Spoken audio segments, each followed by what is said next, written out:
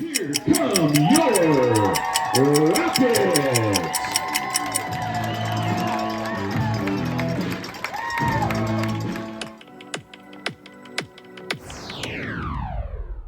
This program is supported by advertising.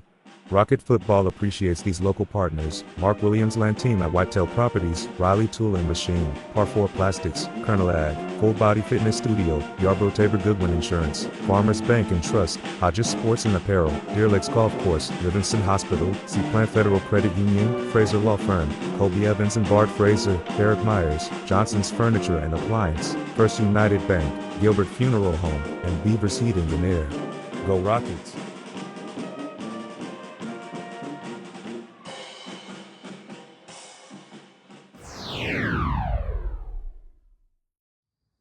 All right, Rocket football fans, kind of a small crowd here today, a little less than usual. Yeah. Just Coach Courtney and I. It's kind of an odd feel this week. Been gone for a couple of weeks, and just have to get back in the routine of things. And I'm sure that's been something pretty difficult to do this week. We'll get into that in just a minute, but of course we will be. This is week 8. I mean, where's the time gone? I mean, really, it's just like being on a sled. Of course, this is a big game this week. Big game.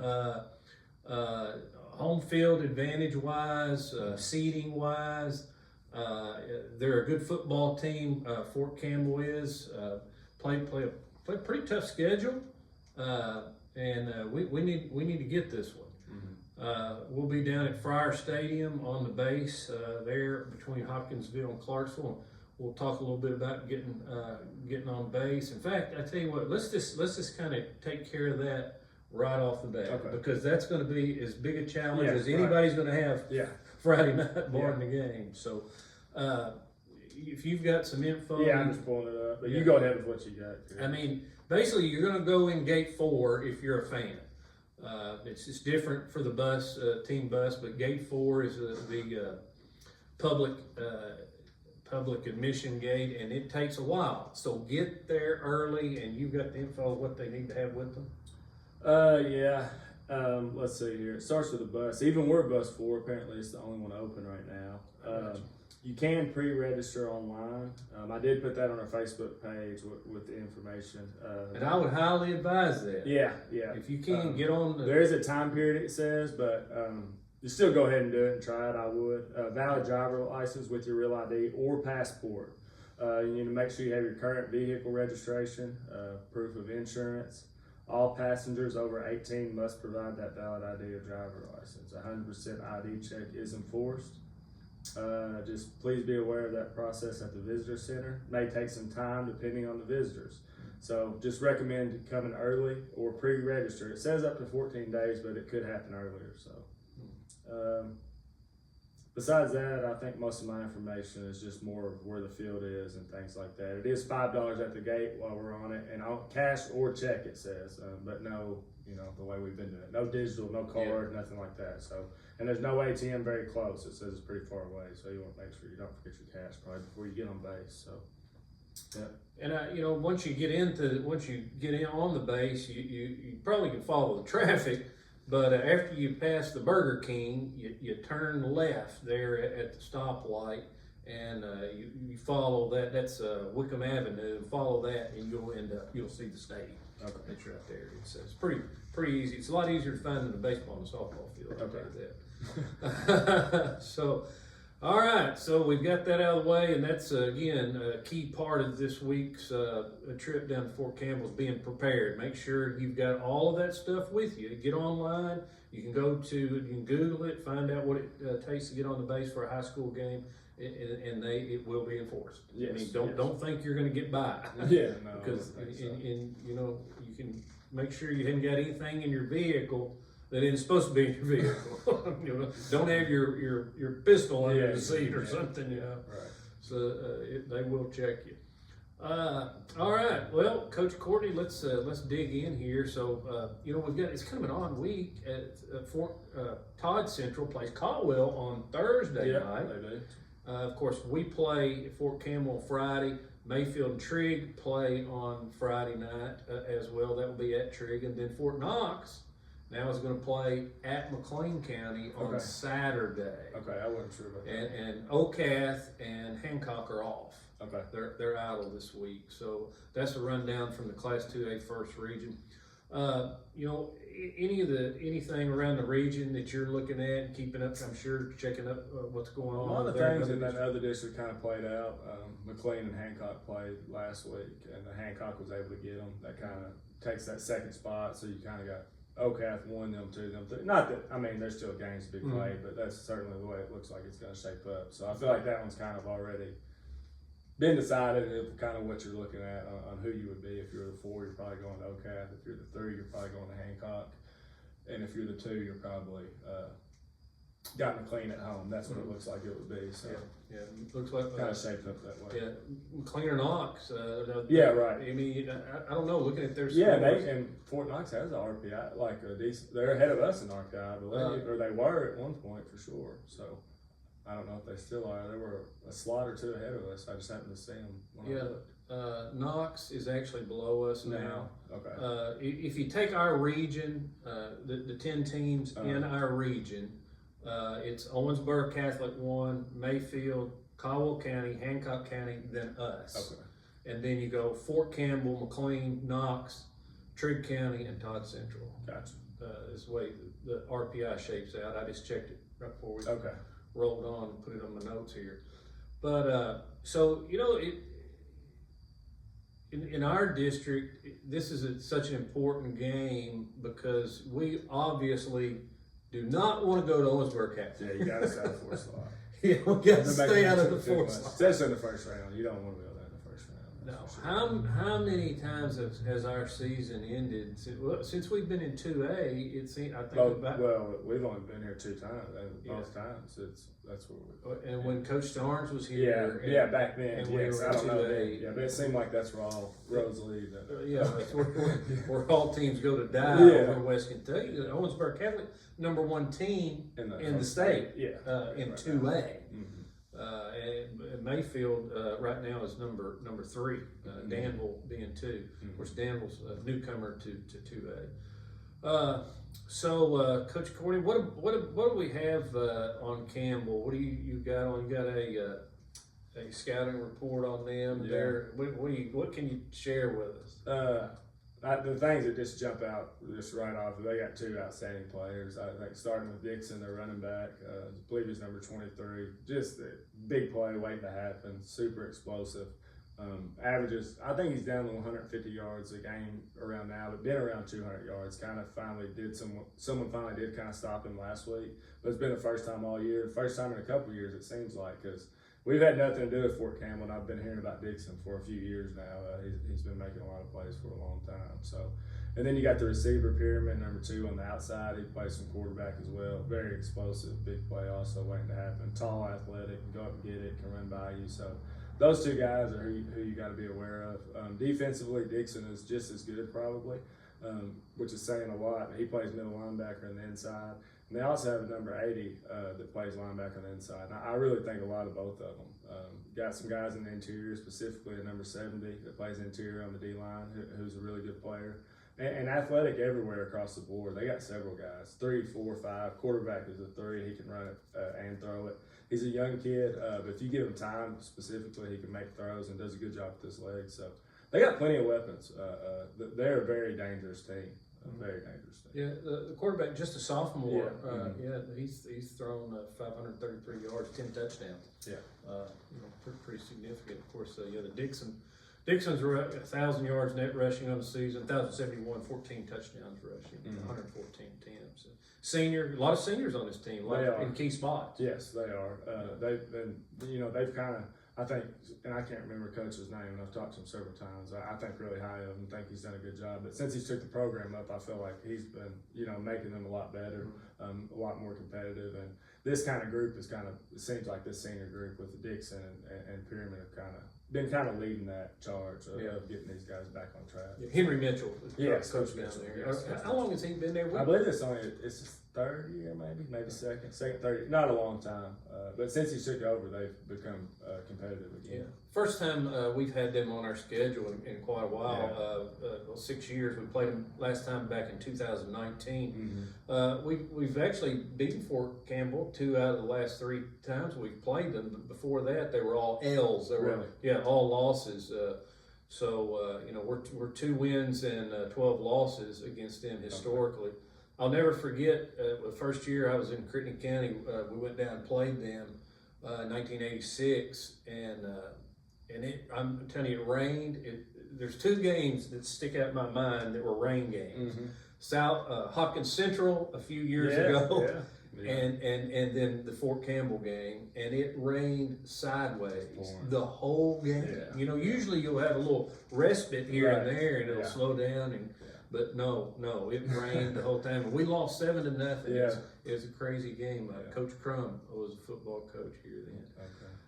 And we still had a lot of those guys, remnants of that 85 state championship team. A good football team, and that knocked us out of the district. Back then, you couldn't lose. It was a different atmosphere, different animal back then.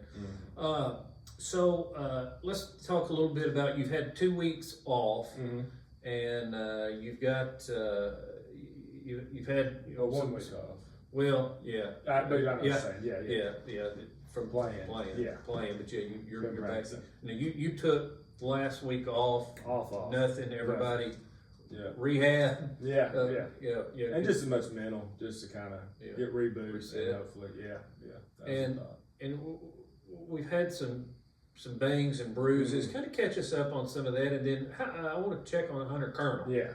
Hunter Curnel actually sent me a picture today, and I've been talking to him. He wheels around the school now. He's had a surgery. And, is he in a wheelchair? No, not in a wheelchair. He just had, I don't know what you call it, but I get on one of those little scooter. Just puts his leg up on it. But I'm not sure if he was getting his staples or stitches out today. I believe that's what it was. But the recovery only starting to rehab at 6 weeks. So really nasty looking injury, and a lot of bad things going on, but the recovery seems to be maybe not as significant as I would have thought, at least with that type of injury. So some good news there, and he's doing really well and good spirits. Obviously, he wishes he could be helping us and be out there playing, but he's such a good kid and taking it just really well. So, not really surprised. Yeah, for those who maybe just joined us for the first time or something, he down at Trigg County broke his ankle. Was that? Was it a little high? It looked a little high. Yeah, it's around his ankle. I don't know. 2 places. Got in there. There was torn ligaments as well. It was dislocated also. So it was a rough injury. Very nasty. It looked it on the sideline. You knew it immediately. It's one of those you didn't have to. Right. And he jumped off, he hobbled off the field. So I never seen the ankle until that night after the game. But I just assumed, he hobbled off, he sprained his ankle or something like that. And then when they told me at halftime, I seen him, the ambulance coming over there to get him, cart him off. I was like, oh man, it must be a lot more serious than I realized. Sometimes you see it on television if you watch a lot of college football or pro football, but you see that they carry these guys off, and your coaches just keep coaching. And it's not because they're not concerned. No. It's just because you've got a lot going on. So much going on. So much going on. It may be a little different than some of the other sports, where you may be a little slower, have an opportunity to kind of inspect what's going on, but a lot of times, like I say, you don't know. No, you don't. You ain't got that the personnel in there you had earlier, but that's about it. You usually just get an in or out, they're either in or they're out, and you really don't know from there what really is going on until after the game. So, what about any other I don't know that we had anything that Ethan Sasha's been out all year, and he's one worth mentioning too. He would really be helping us, and just hate it for him not playing a senior with his brother and things like that. But his knee has just been really giving him issues. He's going to go in, and he was supposed to go today too to get scheduled. I think he's going to go in and look at it again. But he's one to remember too. That's just had a rough go with injuries this year. But outside of that, I'm trying to think, because it's as healthy as we've been in a really, really long time. So obviously those two, we would love to have them, but I think that's it. I think everybody else is pretty well as 100% as you can get. As you can be. And we are almost 100%. With having this week time off, it feels like. Right. I mean, I don't really know if hardly anything is bothering anybody right now. So, just really blessed, and hopefully we can continue to stay healthy right now. Yeah. All right, we're going to take a quick break and meet our juniors again. We're going to roll them and roll our sponsor reel here. We'll be right back in just a minute. This program is supported by advertising. Rocket Football appreciates these local partners: Mark Williams Land Team at Whitetail Properties, Riley Tool and Machine, Par 4 Plastics, Curnel Ag, Full Body Fitness Studio, Yarborough Tabor Goodwin Insurance, Farmers Bank and Trust, Hodges Sports and Apparel, Deer Lakes Golf Course, Livingston Hospital, Seaplant Federal Credit Union, Frazer Law Firm, Cobie Evans and Bart Frazer, Darrick Myers, Johnson's Furniture and Appliance, First United Bank, Gilbert Funeral Home, and Beavers Heating and Air. Go Rockets!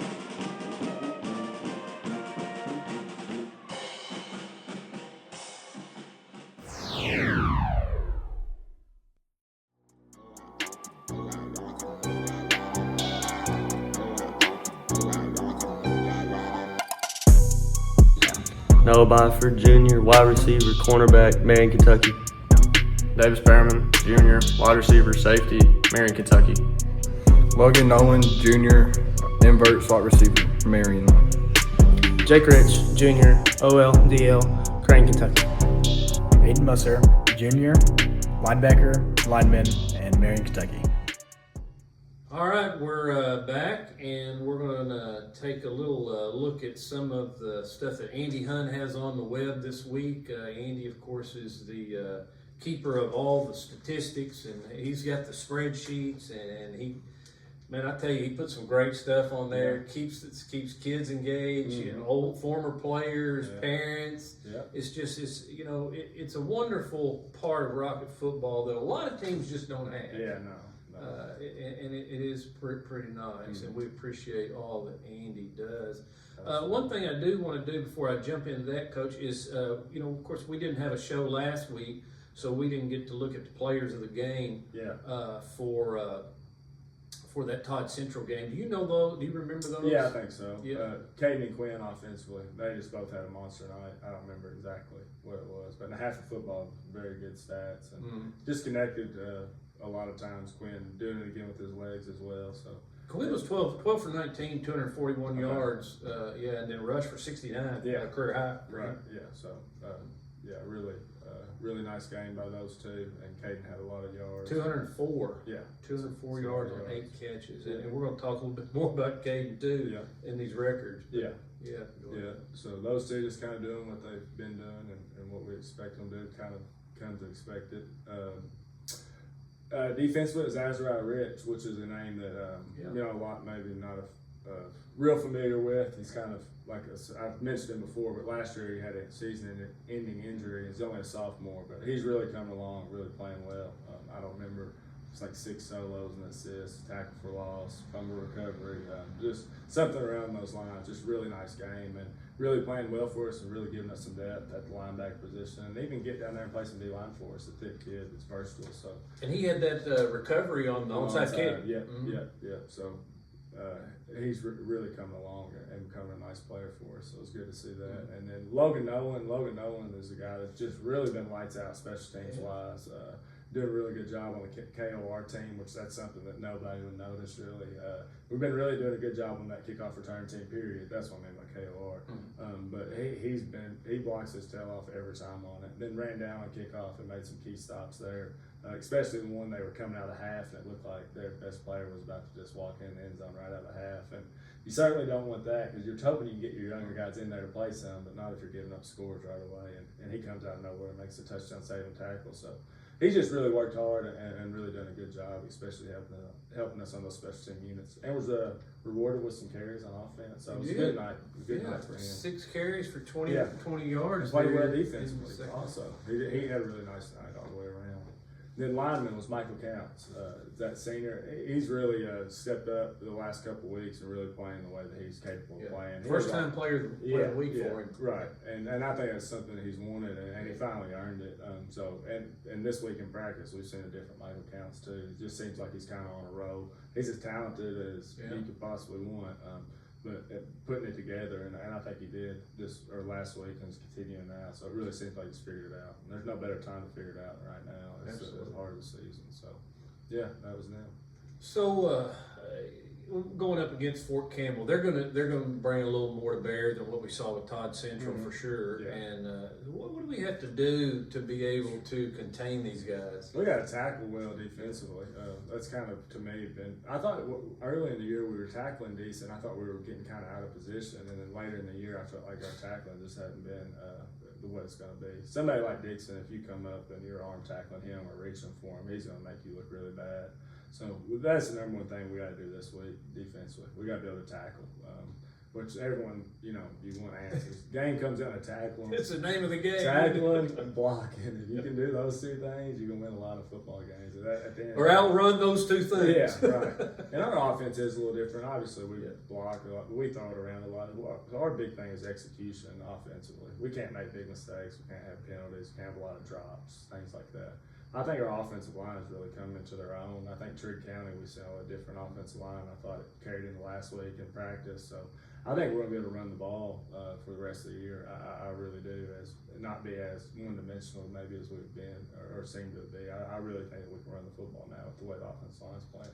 Now that reminds me, Trey was out last game because he had an automobile accident. Had some, but he's going to be back. Bumpus was out. Bumpus, yeah. So got those two. Both those guys back. Yeah, got two starters. That's right. And Bumpus has really been playing well too. Oh yeah. He was on fire. So we're coming back ready to go full bore. That's good. So let's look at some of what Andy has on the Rocket Football website. You can see all this on rocketsfootball.com. So much information just here on the main screen, but then you can dive. You want to deep dive? Click on that helmet, where the history page, and click on that helmet, and it takes you into more than you can read in a couple of days. I promise you. You see this guy in there a whole lot too. So looking here, on the all-time tackles list, Braden Poindexter, a guy we're going to get on this program, hopefully here on the show next week. He's the only senior we haven't gotten on here, and he has some scheduling issues. We do that when we usually film this. There's been some things that he hasn't been able to be here, so we're working on it for next week. But anyway, he's number 15 all-time tackle list, and Crittenden County's been playing football for a long time. Back in the early 60s or late 50s, excuse me, 57, 58, somewhere in the first season. But he has 245 tackles, and he needs a couple more to tie David Beverly, who now is one of the greatest players that ever played Crittenden County football. So, he's right there. He's right there with some of the best ever. Tackles for loss in a career, tied for 11th right now with a guy named Gaige Courtney. All right. And Gavin Dickerson. So he's up there with the big guys now. Can't send him on any more blitzes. Don't shut him down. The other night when Caden Howard was really closing in on that record, of course, Ethan Dossett's assistant coach, he's been kind of helping me with some stats. We were kidding Ethan, saying, now don't trip him when he comes by or anything. So, everybody's proud of their records and their stats, but you always want somebody to be. 100%. I'm joking as much as you could. I hope they blow mine out, especially the position I'm in. I hope you don't know my name as a player. That would be my goal. So I don't think we're going to forget you. But I think that's how everybody feels. You set them and you feel awesome about it, but you can't wait for somebody to break them. It means somebody's doing well, and then the program's having success too. So this is an interesting stat, if I can find where he had it here. Here we go. So talking about your nephew, Caden Howard, who I always make sure gets plenty of love, because sometimes the family don't love on him as much as I'd like to see him. But there are 26 receiving records that are kept in the way we do stats in the record book. And Caden Howard has 15 of them. Yeah. He holds 15 of the 26 records that are available. And Ethan Dossett has 7. 7, okay. And Andy has here in his notes that Caden Howard realistically has a chance to get 4 more, which would give him 19 of the 26. So we want him to get those because that's good news for us. Right. You know, he's got all kind. You can see all them on there, but probably, you know, the big ticket items are receiving yards, career receiving yards. You know, he's number 1 now, 2,369.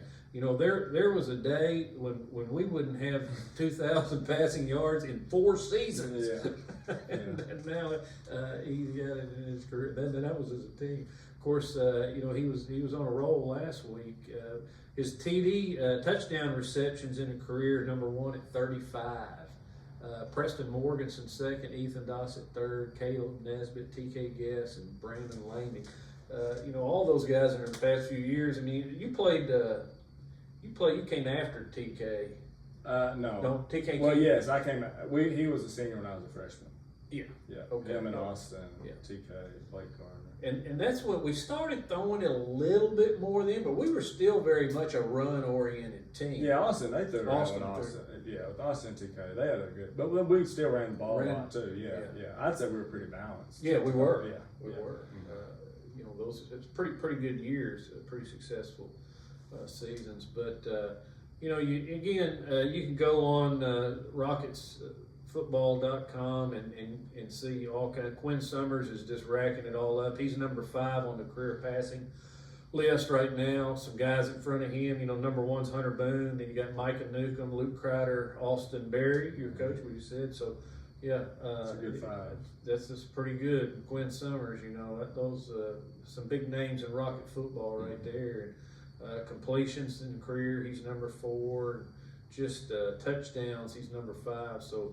And you know, I tell you, Quinn's as good a quarterback as we've ever had. Yeah, he's good. He really is. Yeah. I mean, we've had some good ones, but we've been on a run lately. Yeah. I mean, you know,